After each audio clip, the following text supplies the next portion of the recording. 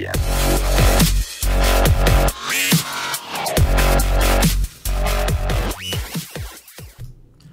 Welcome to the Wise Take DFS podcast. I am your host, CK013. You can find me on Twitter at CK_013.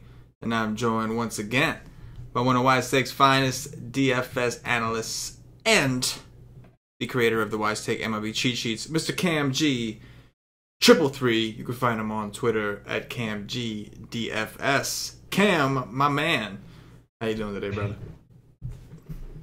Pretty good. You're throwing me off with no green screen behind you at your new house, so got to get used to that until you get it back up. Possibly, who knows? But yeah, just it's a process moving in, right? It takes some time. It's like a priority. But yeah, I got washed out. I got washed out pretty quick tonight. Don't think I would have done that great anyway. Played the Yankees, Red Sox, and Rangers. So overall, I don't think it would have been that good anyway. But once I saw that the Pirates got rained out, kind of just stopped watching stuff. So, shut it down. Which it was kind of weird because, like, I thought I played cool and like I knew there was risk with like the rain and everything, but he was like 21% or something in my tournament, which like kind of sucked because I was like playing him like the fact that I thought he would be lower owned, like was gonna risk it a little bit, and then the slate started and he was 21%, and I was like, that's annoying. Like I would have just not. Yeah, if I had known he was going to be 20%, then I wouldn't even liked him, right? It's like, yeah. Yeah, exactly. If I would have known he would have been 21% in a chance where he was going to get delayed or postponed or whatever, like I wouldn't have taken him then. I thought he was going to be like under 10%, but I guess everyone had the same idea. So I think pitching was just kind of such a cluster today that like no one really knew what to do. So they were like, "Oh, I'll just take a guy who's going to get rained out, take the 0 and move on." Yeah, I mean really. Excuse me. I ended up going with, I think I did 2 lineups, and one of them I did Price and Dirks, and then I did Austin Bibbins Dirks, and then I did Morton and Dirks, and it was because I just couldn't fall in love with another pitcher, and it was rough. I mean, Dirks at least allowed me to get the bats, and he did fine. He got like 13, he got the win, whatever. But it was tough. I think Morton and Dirks were like the combo that were on the winning lineups today, and that was like 30 points. Morton didn't even do well. Like Morton could finish with like a 21 at 12-2. That's not good, but there's nobody else did well. Yeah, just awful. Yeah. Yeah. It was, and Cool. Chad Cool was one of the best options on the slate. It just so happened that you had weather risk there. But, yeah, exactly. He's probably not even like not like that low of the scorer on the slate the way it was going. Like a lot of these dudes suck today, but it is what it is. A lot of sucking. Kind of looks like it's going to be that way tomorrow as well. Oof. Interesting. Speaking of which, we got ourselves a 7-game slate. We will not be covering the early slate, only 3 games. I'm going to try to squeeze in a strategy session tomorrow. If I have time, I don't know for sure if I will, but I'm going to try. And if I can't do it, maybe we'll grab somebody else to get it going there. But we're going to try to get one going tomorrow. We're going to be in the morning. But... so no coverage at wisestate.com for the 3-game slate. It's just too small. We typically do 4 games or more, and 3 games is too small. So we're going to treat this as if it's only a one slate day, and it's a 7-game slate, which is a pretty good number. I don't know. I haven't looked too much into the slate, so I'm not sure what to expect, but I know 7 games is a pretty good number, so hopefully we'll make it work. But I can already tell it's going to be tough because the first game that we're starting off with is Kevin Gausman of the Baltimore Orioles visiting Mad Max Scherzer and his 14.5 DraftKings price tag. That's already, kind of sets the tone, so to speak. Total here is 7. Washington minus 300 at home, 83 degrees, 60% humidity. Another great hitting environment, but we do have a little bit of a bigger park. And hats off to Baltimore, man. It looks like they're finally starting to hit a little bit. Just a little bit. Like them and the Mets seem like they're finally starting to hit. Cam, what are you doing with Mad Max and company? Yeah, so for me, I mean, just like first look, at the slate. I know Scherzer's 14-5, but I mean, he's just in a really good spot here against Baltimore. Just like, I don't know how you fade him tomorrow. I'm just going through the other options. Like, there's really no one else that sticks out at you. It's Scherzer, and then the next highest guy is Skaggs going up against Toronto. And then after that, it's kind of a bunch of other crap. So, I mean, for me, just looking at it quick, without looking at anything else, like, it just makes me want to pay for Scherzer at 14-5, and just kind of move on and try and find some value elsewhere with the bats or something. Maybe punt that pitcher or just punt like shortstop or second base or something like that, just to kind of make him work, because he by far has the highest ceiling out of any of these other pitchers on the slate, in my opinion. I think he could probably go for 40, 45. He faced them already once this year, and I think he put up over 40, I believe. Let's see. Yeah, 44. He went 8 innings, 2 hits, 12 Ks. I wouldn't be surprised if he puts something up like that again. He's at home outside of it's not at Camden Yards, so a little bit bigger of a field here. Machado's kind of been struggling recently, and he's like the only guy I really worry about.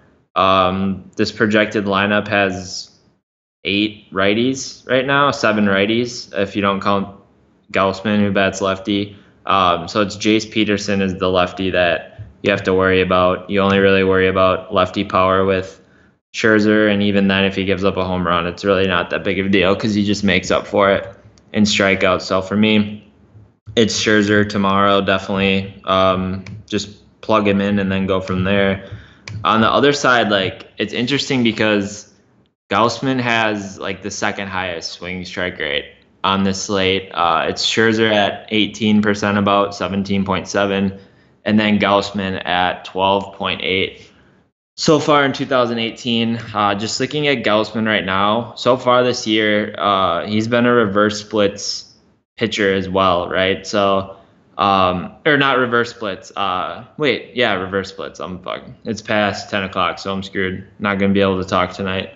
But righties have been getting to him more this year so far. So 37% hard contact to righties, 27% to lefties. We know that if his splitter is on tomorrow, like, he definitely has huge upside as well in this spot. And this is actually like a favorable matchup for him going up against the Nationals. On paper, he's going to get around 5 to 6 lefties possibly.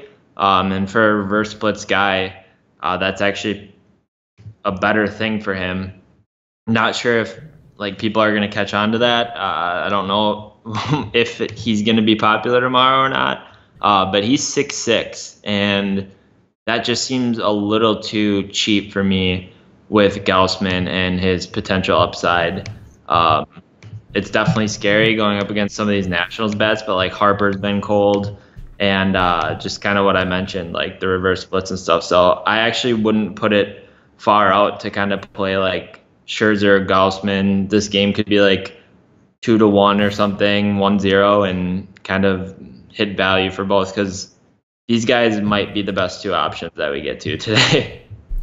Yeah, I don't disagree at all. I think Scherzer, obviously, like, I agree. Like, looking at the other options, he's far and above the best arm on the slate, and it's not close. So you're going to want to try your best to jam him in, especially because it is still Baltimore. I know they've been a little better, but they are still striking out against righties. And, again, this is not some average pitcher. This is Max Scherzer.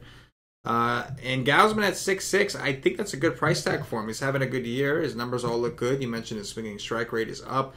And don't get me wrong, like, this Nationals offense is intimidating. This lineup is super intimidating. I've been talking about that for days. But they have been cold. They just haven't been able to get it going. I mean, even tonight, I understand the game was delayed, but still, like, Harper is one of the coldest hitters on the planet right now. And it's crazy. Mm-hmm. They're just not clicking. Daniel Murphy hasn't done anything yet since coming back. I think, like, Soto and Eaton's done okay. But, like even him, nothing like major. He's not hitting home runs. He's just getting singles. So yeah. I think you can make a case to play Gaussman at 6'6" on DraftKings and pair him with Scherzer.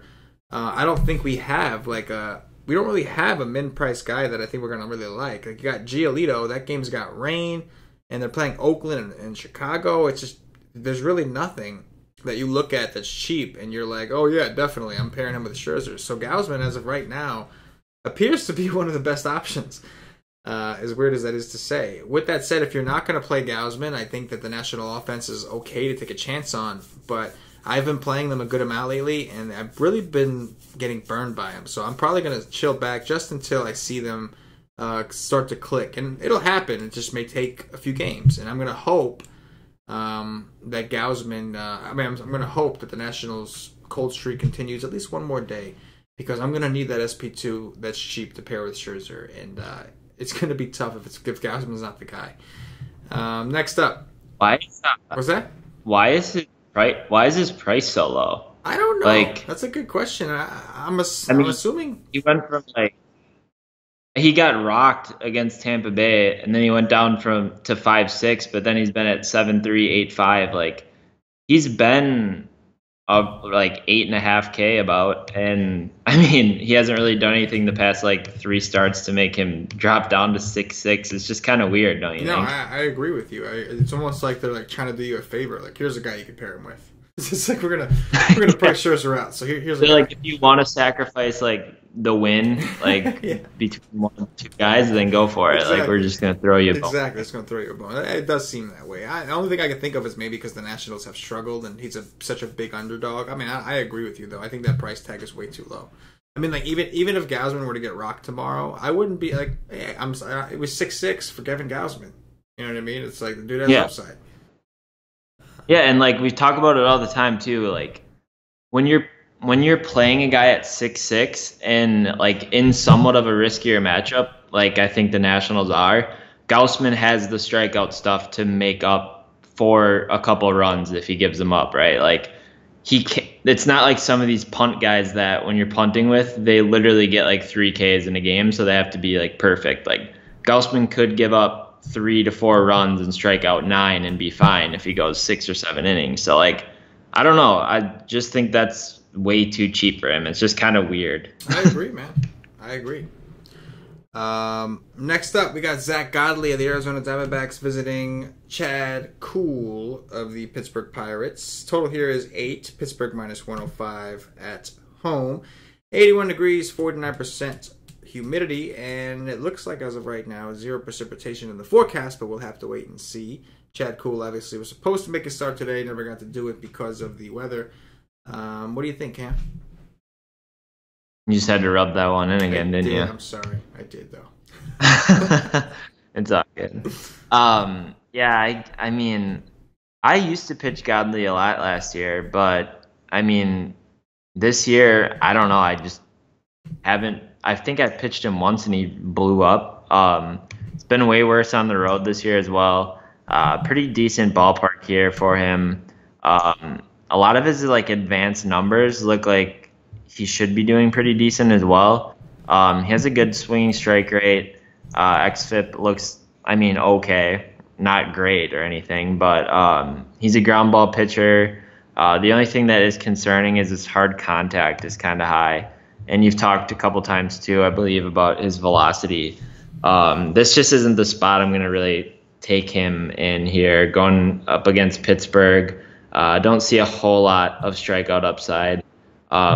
Pittsburgh has been somewhat cold, I believe, so I don't think it's a spot where I want to take like bats against him either. But I don't know. I just don't feel comfortable playing him at 7.2, and I could just play Gausman, who I feel more confident in at the moment, at 6.6. And then on the other side, like Kuhl versus Arizona. I was on Kuhl today just because Kuhl like kills the Brewers every time he pitches against them. And I thought 7.2 was a really good price tag for him. 6.7 I think is decent as well, but Arizona has been like really hot recently. A lot of these guys are hitting the ball really well. Goldie's just been on fire. David Peralta's been red hot as well. And then when you factor in Kuhl splits, he could get what it looks like to be the only righty in the lineup would be Paul Goldschmidt.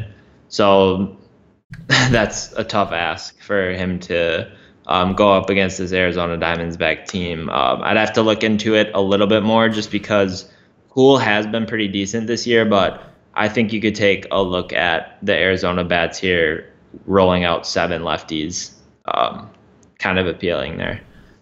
Yeah, I agree, man. We talk about Chad Kuhl, and like that's the other thing about the Brewers. Like you said, he's got good history against the Brewers, and also they were only throwing about 4, which is still a good amount. But now he's going to play the D-backs, and the D-backs can get pretty left-handed. I anticipate all but one, not including Godley, but of their 8 hitters, I think that Goldschmidt may be the only righty in this lineup, unless they play John Ryan Murphy or something like that. But either way, that's only 2. The rest of their guys are all left-handed. Or at least switch hitters. We're going to see Descalso, Peralta, Lamb, John Jay, Jared Dyson potentially, Marte. So there's just too many lefties for me to want to go back to Cool. I do agree that he was in a pretty good spot against the Brew Crew, but it's warm, it's humid. I know the D-backs lately have been kind of getting it going again, and they do have a lot of power from the left side, and Chad Cool's splits are just night and day. As good as he is against righties, he's that much worse against lefties. So, yeah, I think I'm with you, Cam. I don't love the park, but it's a 7-game slate, and I think that we kind of have to attack Cool. And if Cool at 6'7" is one thing, but when Gausman is 6'6", it's like, well, I think I'd just rather go with Gausman. You know what I'm saying? It's like, yeah, exactly. And I'm with you on Godley. That's how. Godley at 7-2, he's just not cheap enough for me to take the chance. The Pirates don't have a ton of strikeout upside. Would it surprise me if Godley went out there and had a really good game? No. But 7-2 with 14-5 is like, that's a lot of money for pitching, man. It's a 21-7. That's a lot of money for pitching, you know? And, I don't know. It's tough. Seeing Godley's velocity's down, yada, yada, yada. He's getting hit a little bit more. I think that some of these guys like Moran, Austin Meadows, Josh Harrison, I think they're in play. At the same time, if somebody wanted to play Godley, I wouldn't think it was the worst idea. It is a big park boost for him here in Pittsburgh. But again, it's I need cheap, I need cheaper than Gausman is what I'm looking for. Pair of Scherzer. And Godley is not that. So I like the D-backs bats for sure, though. If Avila's in the lineup too, he might be one of those candidates that I was talking about earlier on in the stream, just for like a punt play. To kind of get like Scherzer in your lineup, just kind of punt at like a weaker position. I'm going to be looking for those as we go through, just kind of like weak positions that you can kind of just punt. This might be a decent spot for that. Just special to take them deep here. Yeah, no, I completely agree. I like the Descalso's price too at 3.8. It's not like crazy cheap, but considering he bats 5th, he's a lefty. You can play him at second base. Like I don't mind at 3.8, but I'm with you. We got to keep an eye on some value for sure. Next up, we got Kyle Hendricks of the Chicago Cubs visiting Matt Harvey of those Cincinnati Reds. Total here is 9.5.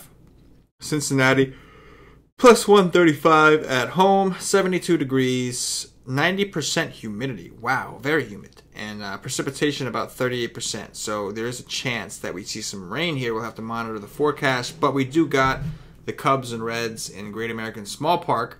And we got Matt Harvey on the hill. So, what do you got here?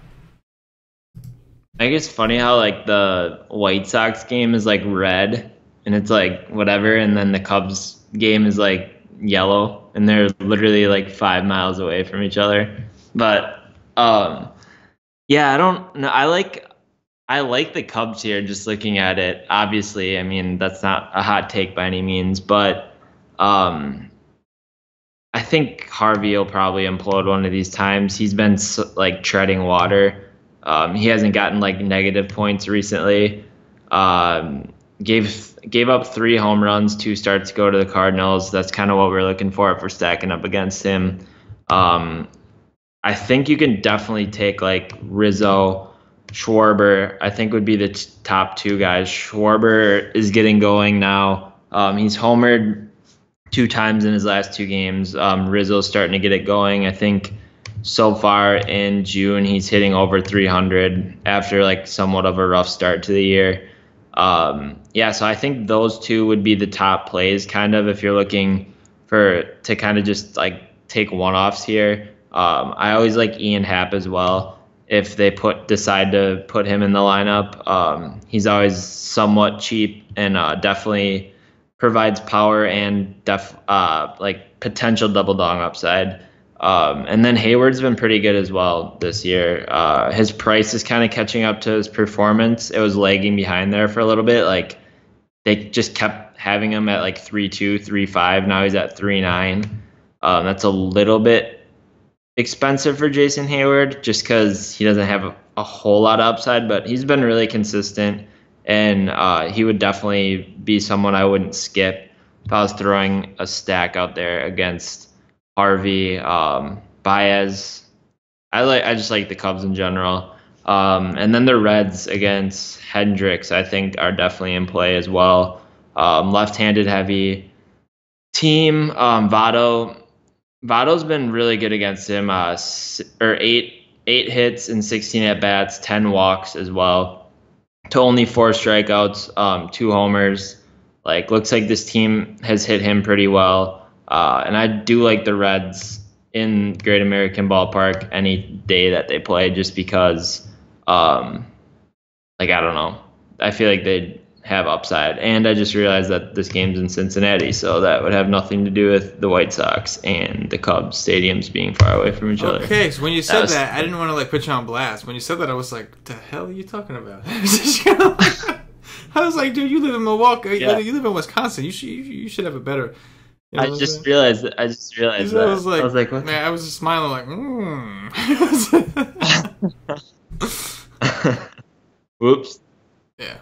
I completely agree with you, though. This is a situation where I don't really think I want any of the pitchers. Matt Harvey at 4.7, knowing that we have Scherzer at 14. Like, for a second, you're like, well, he's 4.7. They're like, oh, he's playing the Cubs at Great American Small Park. Nah, I'm good. Yeah. So I think that you can certainly take these Cubs. Harvey has actually been a lot better to righties lately. I still think that Baez, Contreras, and all these guys are fine. But the lefties are really where I want to live here. Rizzo, Schwarber for sure. If Ian Happ plays, I could go there too. So, yeah, I think that the Cubs are in play. And I think I like the Reds a little bit more. You had mentioned that Joey Votto has destroyed Kyle Hendricks. And one of the best parts about his numbers here is he's actually got 10 walks. So he seems to see Hendricks pretty damn good. Out of 26 total plate appearances, he's got 10 walks, 8 hits out of 16 actual at-bats, and 2 home runs. So the numbers are just phenomenal. It looks like even Winker is 3 for 6. So, when that dude is 3 for 6, the team's got something on the guy. You know what I'm saying? You mentioned Duval, 5 for 14 with a homer. He's got 4 strikeouts, but Duval's also been kind of heating up lately. He's been doing better against lefties this year. We know last year he was reverse splitsy, but he's been heating up, man. He's hit a home run in 2 straight games or something like that. So I'm with you. I like the Reds. He's been hitting the ball hard this year, for sure. He's just kind of been lucky. Yeah, no, I hate Jesse Winker too. He's that pain in the ass. He's always on that value kind of. He's always the value kind of guy who it's do I throw him in there or not? And then if I do throw him in there, he'll ground out 4 times. And then if I don't throw him in there, he hits a home run. It's just so annoying. So annoying. Absolutely. But yeah, I think this is a situation where I think we're going to like the bats. And if it gets a little warmer with 90% humidity, if it gets a little bit warmer out there, we could see an awesome hitting environment. It's already kind of a nice hitting. It's Great American Small Park, but you know what I mean. Next up, Chris Bassett of the Oakland Athletics visiting Lucas Giolito of the Chicago White Sox. Total in this game currently sits at 9.5. Chicago plus 125 at home, 69 degrees, 84% humidity. However, we do have a 60% chance of rain as of right now and 14-mile-per-hour winds blowing in from left. We'll see what holds up, but looks dicey with the weather. Chris Bassett, Lucas Giolito, Cammy boy, what do you got? Yeah, I think the A's are going to be really chalky, but I think it might help with the weather. So if you can figure out if they're going to play or not play, if it comes down to lock where it's looking kind of iffy, it might be worth a shot to take on these A's just because they're in such a good spot. Giolito's just terrible. Really bad versus both sides, especially versus lefties. The A's might get Matt Joyce back. Looks like Matt Olson is going to be in the lineup, and I think he's probably one of the better plays on the slate if this game plays. I like him a lot. And then Jed Lowry, Chris Davis, these guys could hit 4 to 5 home runs tomorrow against Giolito. Get a huge ballpark boost as well, coming over from Oakland to the White Sox Stadium, which is pretty hitters friendly. The only thing that sucks is the weather, so definitely would fire up the A's if it's all go on the weather. And I think also like the White Sox are somewhat interesting here, going up against Chris Bassett. I believe he just throws mostly fastballs. Doesn't have a lot of like swing and miss stuff, I believe. I can look it up. Yeah, he has a 6.2 swinging strike rate. I don't have exactly what percentage of percentage of time he throws the fastballs, but I think it's pretty high. So this doesn't seem like a matchup where the White Sox are going to struggle. They should be able to put the ball in play. And when there's a guy who doesn't have swing and miss stuff on the hill against the White Sox, like this team has raw power. They just struggle making contact. So maybe with the A's being in such a good spot, the White Sox kind of get overlooked. People forget to look on the other side, and you could kind of get a contrarian White Sox stack here, like 1 through 6, 1 through 7. Go like Moncada, Yolmer Sanchez, I always like as well. Abreu, Palka, Davidson, and Tim Anderson. So yeah, I think both sides of the plate are kind of interesting here. It kind of sucks that the weather's shitty, though. Yeah, it's funny. It wouldn't surprise me. I mean, obviously, with the weather bad, probably not, especially after a lot of people got burned by who today. But it wouldn't surprise me if the weather was fine here, if Bassett was the chalky SB2, because he's 6'3", and people just love to attack the White Sox.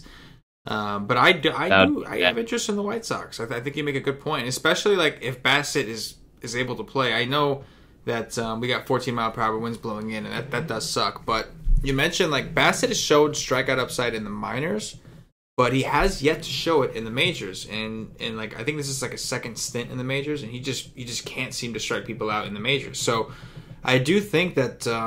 Like you said, when you have a guy who's not striking guys out, and you got the White Sox, a team whose biggest weakness is the strikeout, I think that they're going to put the ball in play, and we can get them at really low ownership. It's a high total, and there are some lefties that I have interest in, guys like Yohan Moncada, Yolmer Sanchez, Daniel Palka. I don't mind the righty Kevin Smith either. I think he's one of their better hitters, actually. So yeah, I think the White Sox are definitely interesting. I do expect Oakland to be very popular. 1, it's Lucas Giolito on the other side, and 2, because they did kind of go nutty today in the early slate. So I do expect them to be popular, but for good reason. They're in a pretty good spot. You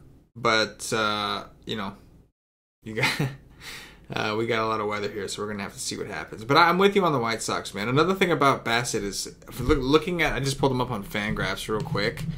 And the dude has like super low ground ball rates. Like in AAA he did so far in his 2 starts in the majors he does. And even last year in AAA he did. So this guy seems to give up a lot of fly balls, which in this ballpark is not a good thing. So I do think the White Sox could be a little bit more contrarian and worth looking at if this game plays, of course. Next up, Carlos Martinez of the St. Louis Cardinals visiting Brent Suter of Cammy Boy's Milwaukee Brew Crew. Total here is 9, Milwaukee minus 120 at home. I'm assuming the weather doesn't matter. Looks like it might rain over in Milwaukee. Sorry to tell you that, Cam. But I know you're in Madison anyway. But Milwaukee has a roof, so shouldn't have to worry about that. What do you got? Yes, we do. Carlos Martinez has been bad since he's come back from the DL. Like really bad. Look at his walk numbers. 5 walks, 7 walks, and 6 walks.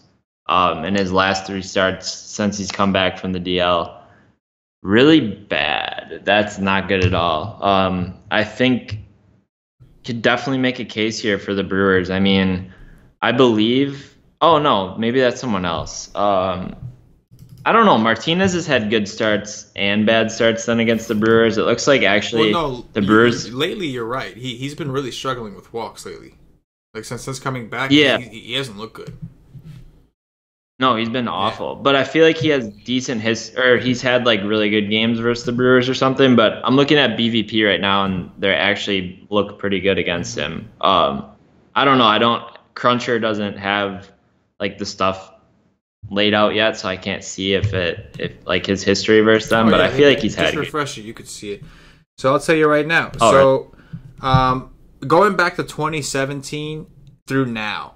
He's had a 9.85, a 25.5, a 13.85, a 14.75, a 38.55. That was earlier this year. That's what I'm thinking. And then his most recent start against them was a 14.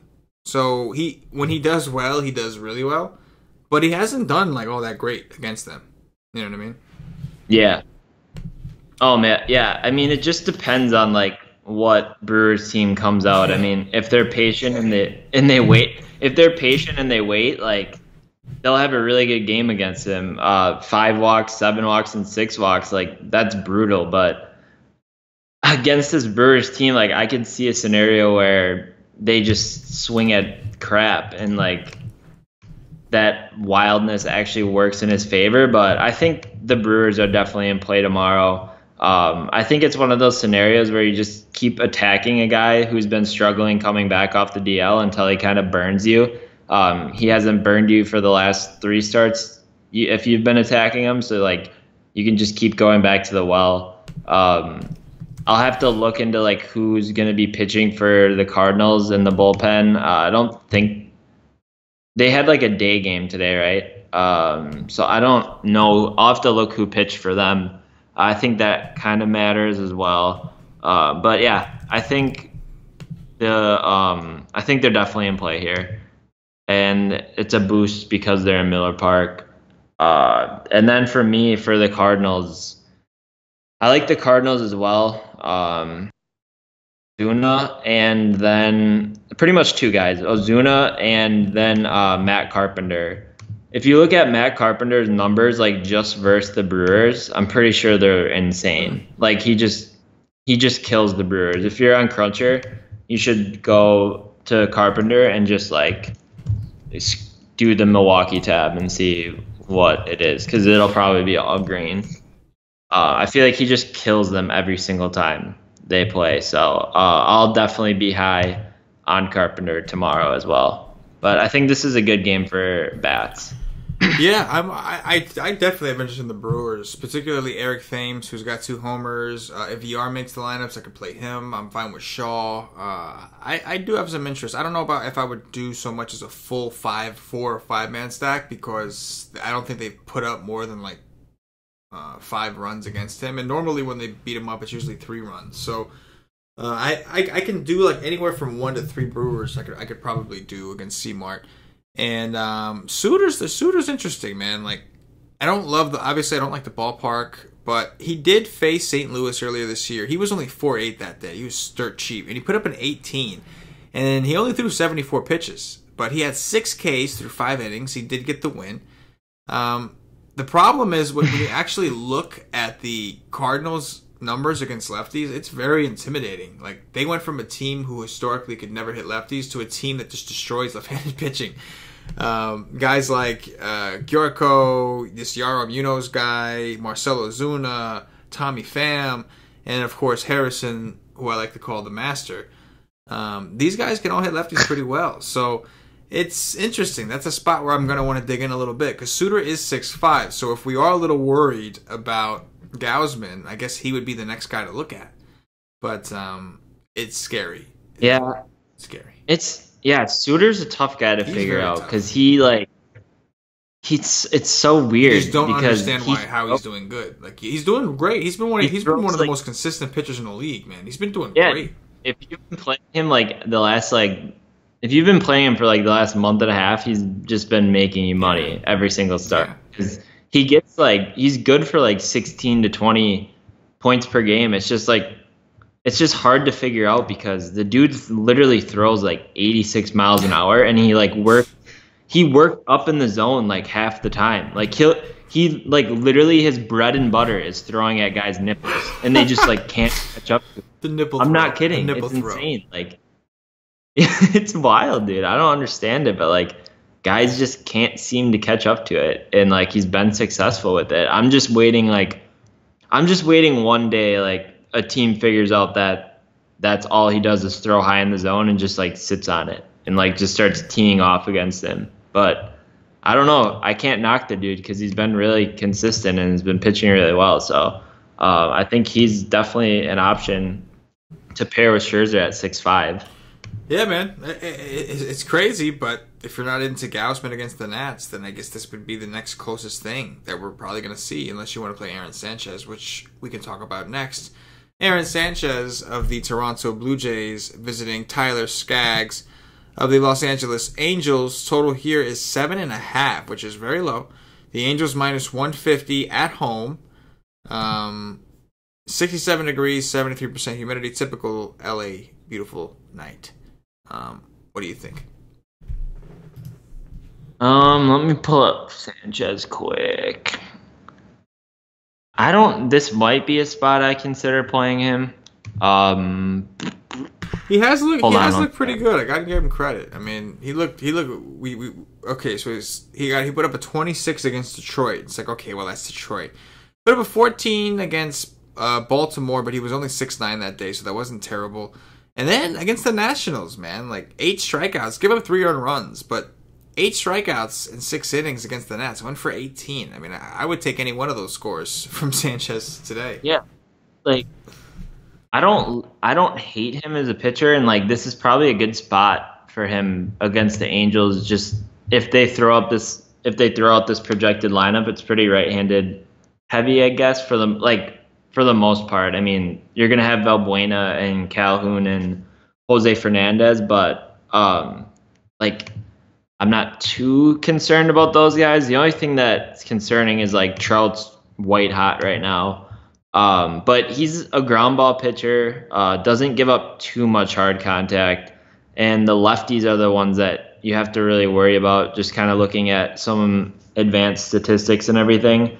And his walk rate versus lefties is really high, 17%. So that kind of concerns you, especially if they stack them at the bottom of the order here. If you have like Valbuena and Calhoun coming around, if say he walks those two and then you have Kinsler and Trout coming up, like that's not ideal as well. But I think if they roll out a right-handed heavy lineup here, I could consider him, but I still think I favor Gausman by a lot, just because I think Sanchez is in a spot, like he's in an okay spot, but I think he has to be pretty like perfect to pay off his price tag, where I think there's a little more wiggle room for Gausman to kind of give up a run and he can make up some points back with his strikeout upside.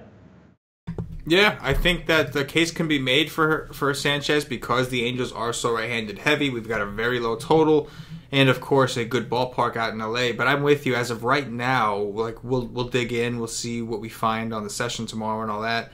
But as of right now, I would lean toward Gausman. I just think Gausman is like right now. I think Gausman is a better pitcher, and that's just what it comes down to. Yeah. So it's very similar situations. Obviously, Sanchez has a better better pitching environment. It is going to be warm and humid down in against the Nationals, but you know it's tough. I mean, you're right. Sanchez is going to see a right-handed heavy lineup. Sure, they might play Calhoun. You may have Valbuena, even this Jose Fernandez guy, but I don't know. Sanchez has pitched well, and earlier this season, while he didn't have a great game against them, I think he had like 11 DraftKings points.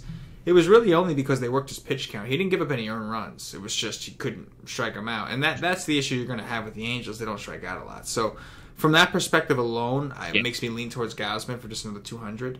But I do think that Aaron Sanchez is an option, right? Like, I think I agree with you. I think there's just like I think he's okay. I just factoring in everything, I think there's more like ways for him to fail in this spot than Gausman is. Like, Sanchez could get pulled quick because he'll definitely be less efficient. Like, he throws way more pitches.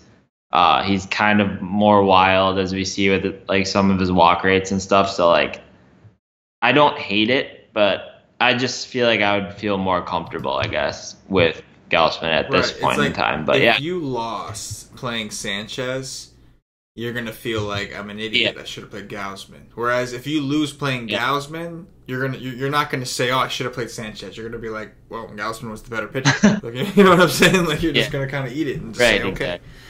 And I think the Blue Jays have been kind of hot too, man. Like it's a big ballpark. I don't want to go too crazy against Skaggs, but Teoscar Hernandez certainly stands out, right? You didn't even mention Skaggs. I know we were so like into like because we already know who our SP1 is. So if you're not in the SP2 price range, like don't even talk to me. It's like you know what I mean? Like, yeah. If you're like above 7K, I'm not even gonna look at your name. Like it doesn't even bother. Exactly. Yeah. Like there's no way you can pay. There's no way you can play Skaggs here.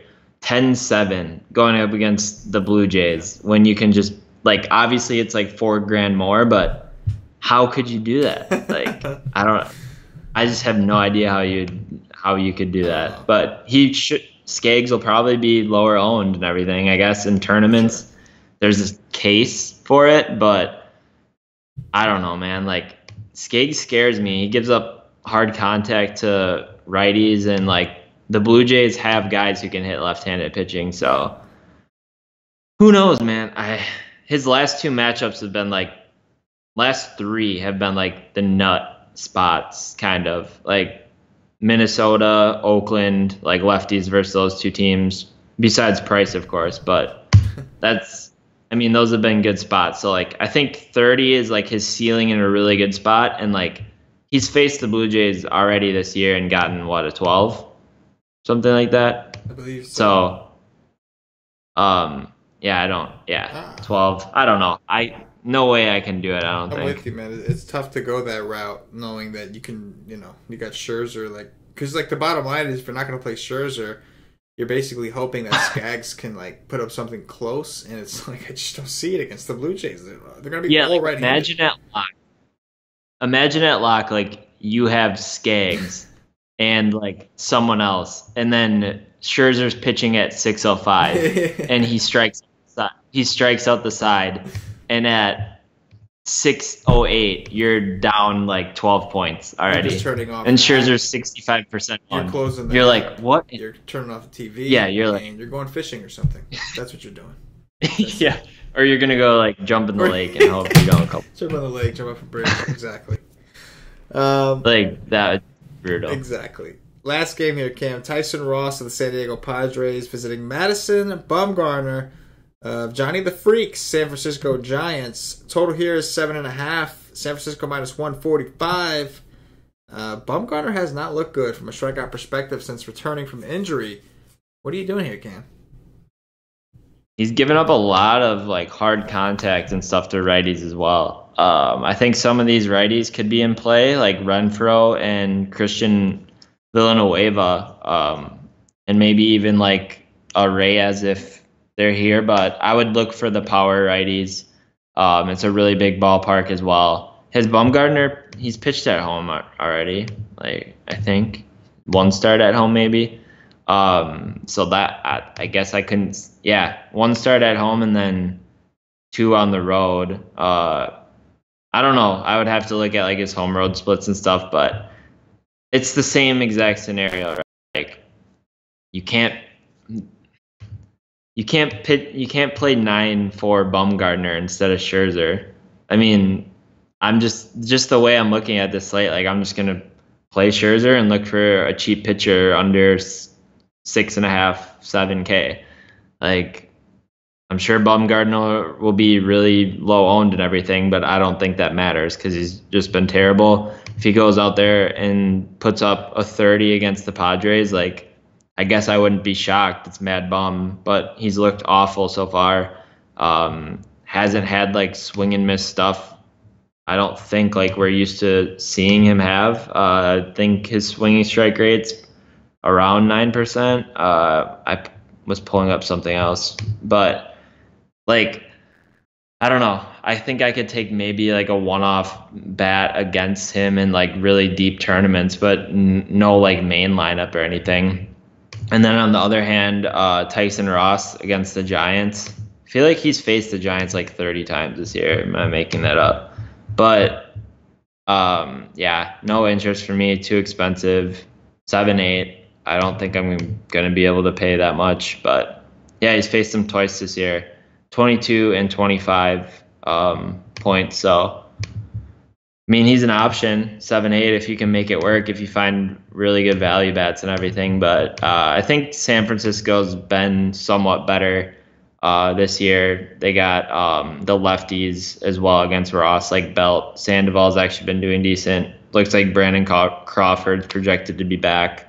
So I don't know. I'm just kind of going to cross this game off and just hope it's not one of those freaky nights in San Francisco. Yeah, I mean, I think like maybe you can make a case for like if you didn't like Gausman, if you didn't like Sanchez or Suter, maybe you can make a case for doing like a Skaggs Bumgarner, and you're kind of left with the same amount of money. I'm not interested in it. I'm with you. I would rather play Scherzer and play one of these cheap guys. I mean that's my standard in DraftKings anyway. Is I always try to find my one pay up, and then I try to find a cheap guy to pair him with. I just like that style better. But I guess you could make a case just because it is the Padres. But really only if the Padres throw out a ton of lefties, because I do think that Matt Bum is still decent against lefties. So like the projected lineup from Labs right now had like not including Tyson Ross only has 4 right-handed bats. If they were to really do that, then I think you can give a little bit of a boost to Mad Bum. But to be honest, like I mean the way Mad Bum's pitched, I kind of like Hunter Renfroe a lot. I mean the guy doesn't strike out a lot against lefties.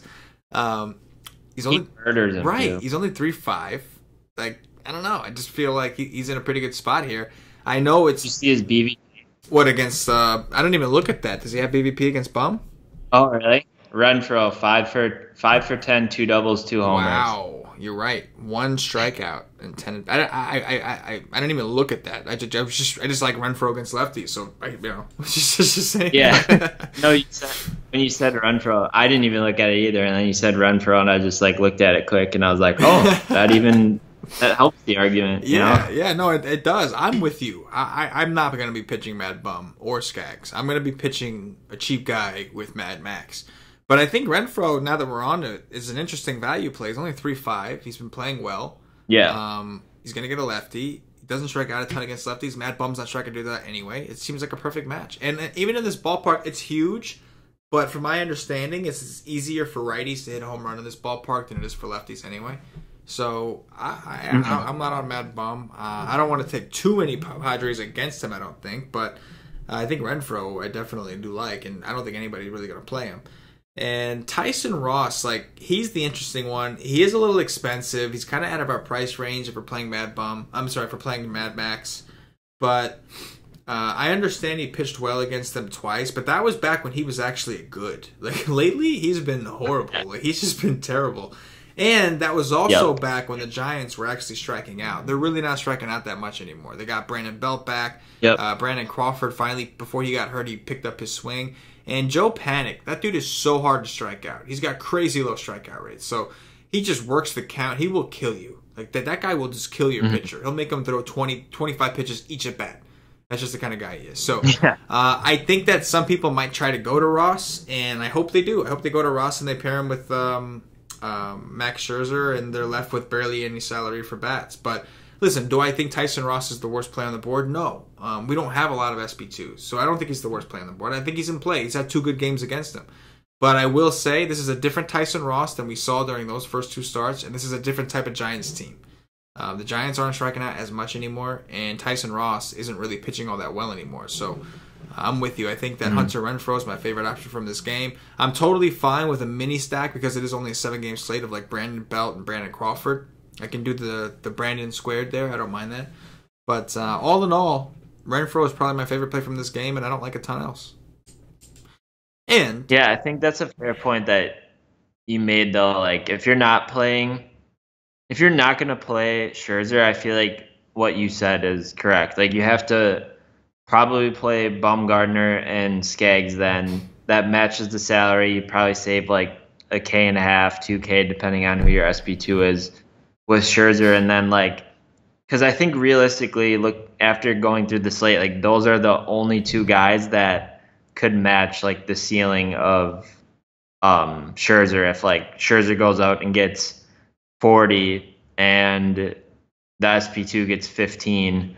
You're at 55. I could see like Skaggs getting like a 25 and then Bumgarner getting like 25 in these matchups. So like, I feel like that's the only way you could fade Scherzer and make up the points elsewhere. Right. No. Unless if you're just really punting and like just stacking like 5K bats, right. But I don't think that's an optimal decision. Yeah, I agree. Yeah, that's going to do it for the game breakdown. At this point, I'm going to remind everybody, if you haven't already, check us out at whitestake.com. I don't know what you're waiting for. Come rock with the nation. Come see what we're all about. $2.50 is all it takes to get you a full day of MLB DFS content from the Whitestake Nation. We offer cash game articles, GPP articles. Cam is doing awesome with the cheat sheets this year. We do have the Y stream, which is an hour and a half before lock. It's kind of similar to this, except when we have the guys on the show, it's after they've done their research. And you literally get to find out who they're on, what they're really playing, what they're waiting for. And on top of that, it's usually a pretty funny show. We also have the expert poll, which is great. Basically, we take a few of our experts or analysts, and we ask them 8 questions, key questions on the slate. Who's your favorite cash game pitcher, favorite GPP pitcher, favorite stack? And right there, just that one article, you get a bunch of different opinions, so like key questions, and kind of get into the mindset of what everybody's thinking. It's awesome. It's one of my favorite features. I publish the damn thing after everybody fills out the information, and I can't wait to look at that thing every day. Like that's typically where my research starts, is looking at that. So that's an awesome thing. And also tomorrow, again, we're not covering the early slate, so that means that we're going to be doing a strategy session. I'm going to try. I got something to do in the morning, but we will try to do a strategy session around 1:30, maybe even 2 if it has to be p.m. Eastern.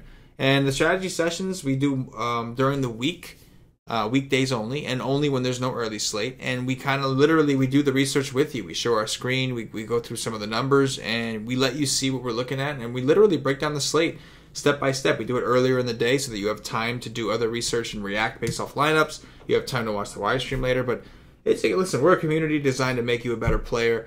We want you to be more profitable because we want you to keep playing. If people stop playing DFS, particularly the MLB DFS, eventually it won't be there. And we want it to be here, man. We enjoy it, and we like to make money. So do us a favor, do yourself a favor. Come check out the Whitestake Nation, see what it's all about. $2.50 is all it takes to try us out for one day. If you can't afford that, you probably should be playing DFS. Cam, top 3 pitchers. Let's go. Yeah, Scherzer 1, obviously. Gaussman 2, and 3. That's interesting. Well, I'll just go with my boy Suter. There you go. He's been consistent. Can't knock the dude. I agree, man. I completely agree. I'm going to go with the same exact top 3. Right now it's Scherzer, it's Gaussman, and then it's really close between Suter and Sanchez, but I'd have to lean Suter because he's been doing it. He's been playing well. Yeah. Top 3 stacks. So I like the A's a lot if they play. Like the Cubs. Those are probably going to be pretty chalky, though. Maybe the Brewers.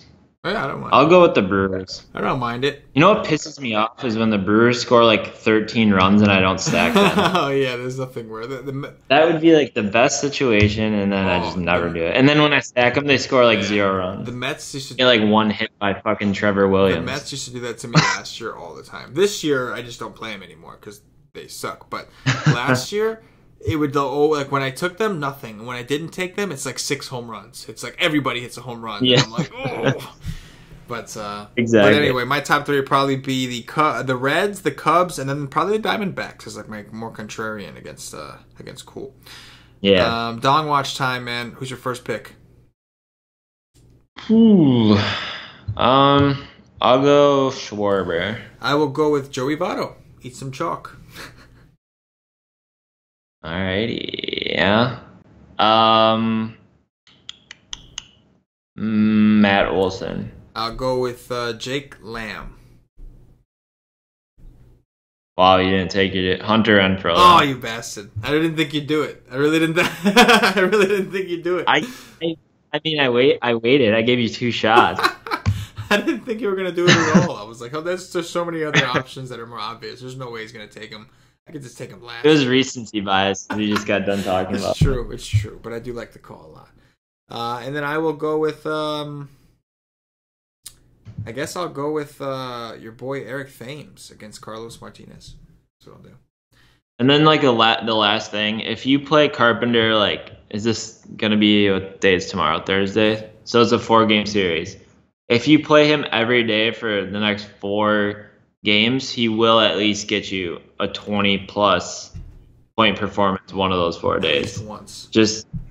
At least once. It might take till Sunday, but it's gonna happen. He just murders the Brewers, and it's sad, but it's true. So 25% of the time, it works every time. There you go. All right, that's going to do it for the Wise Take DFS podcast. If you're watching on YouTube, please click that thumbs up, that like button, subscribe to the channel. If you're watching on Facebook, please like and share to support the Wise Take Nation. If you're watching on Twitch or Twitter, give us a follow, give us a retweet.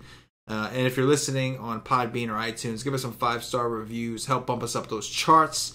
All these things, they really help us out. They keep the nation going. It allows us to do these free shows for you continually, night in, night out, like we do. And we want to keep doing it for you because we love the DFS goodness. So hook us up, man. Do the right thing. Whatever platform you're using, show some love. That's all we're asking. Show us some love. Cam, anything in closing before we get up out of here? Not really. Looks like it should be an interesting 7-game slate. I'm kind of hoping that A's game plays to make it a little more interesting. But I don't know. I like 7-game slates, so tonight's didn't work out as well, but I think it should be a good one tomorrow with some of the pitching options. You're definitely going to have to dig through it, so yeah. Looking forward to it. Yeah, should be interesting. So, for KamG333, for myself, the entire Wise Take Nation, as always, good luck. Yeah.